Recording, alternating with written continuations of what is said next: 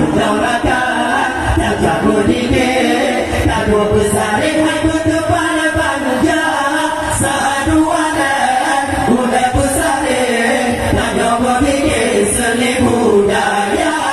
saduanan udah besar tak jauh dikit seni budaya Allah jiwa yang mata komil di basah hati segunda dada disuka sini kau paju hilang bukula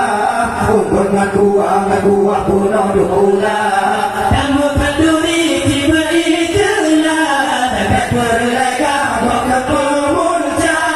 yang anda yatim aku kata apa-apa aku baga-baga aku ditadu Allah tak benar laka tak jauh dikit tak dua besar dengan berdepan panjang saduanan udah besar tak jauh dikit seni budaya saduanan udah besar tak jauh dikit seni budaya Allah penduri mula tak pemeria mereka pipa tayu surah tapi panduri ku dengan megah yang aku pia tetap kurang ke anu yatim dengan urang susah tapi sedekah jangan usaha salah kamu murah hana faedah rubah payah hana gembira Allah jangan neraka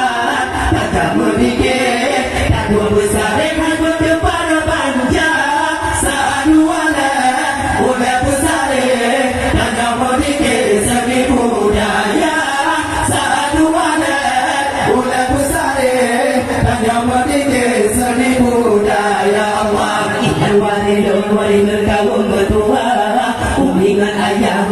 abang juga pulang tapupun karena Allah yang siang langkah menyadu nampak umat Islam bersatu pegang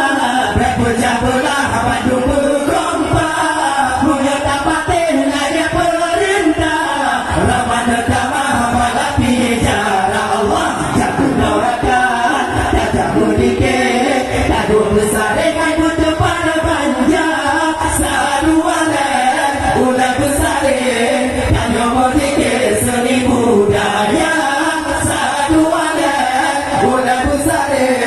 tak jauh dikit seni budaya Allah yang dapati Muhammadiyah dipegang sunnah harum betulah panduri malu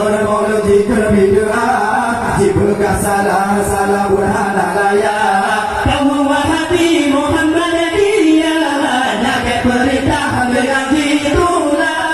bangun ulama sampai di bandar wanabi sunnah dipegang udah Allah tak neraka tak jauh dikit tak dua besar dengan berdepan panjang saduanan udah besar tak jauh dikit seni budaya saduanan udah besar tak jauh dikit seni budaya Allah dengan puja bersihnya Allah maha pemurah dalam dirinya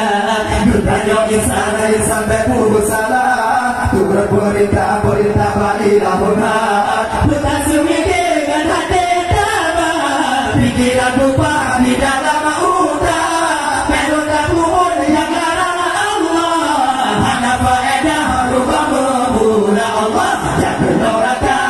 tak jauh dikit tak dua besar dengan berdepan panjang saduanan udah besar